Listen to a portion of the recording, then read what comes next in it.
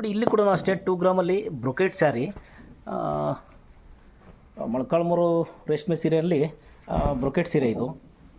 ಝರಿ ನೋಡ್ಬೋದು, ಈ ಕ್ವಾಲಿಟಿ ಕೂಡ ನೋಡ್ಬೋದು ನೀವು. ಇದರಲ್ಲಿ ಈಗ ಲೆವೆಂಡರ್ ಕಲರ್ ರನ್ ಆಗ್ತಾ ಇದೆ. ಗ್ರೀನ್ ಬ್ಲೌಸ್ ಉಲ್ಟಾ ಮಾಡಿ ನೋಡ್ಬೋಣ ಈ ಸೀರೆನ ಹೆಂಗಿದೆ ಅಂತ.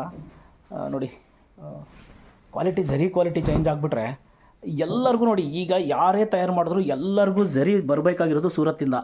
ನೆನಪಿರಲಿ, ಭಾಳ ಜನ ಅಂದ್ಕೊಳ್ತಾರೆ ಕಂಚಿಯಲ್ಲಿ ಝರಿ ಕ್ವಾಲಿಟಿ ಚೇಂಜ್ ಇರುತ್ತೆ ಬೇರೆ ಕಡೆ ಅಂತ. ಬಟ್ ಏನಿಲ್ಲ, ಮಾರ್ಕೆಟ್ ದೊಡ್ಡದಿರೋದು ಇದ್ದಾಗ ಅಷ್ಟು ತೊಗೋಬೋದು ಅಷ್ಟೇ.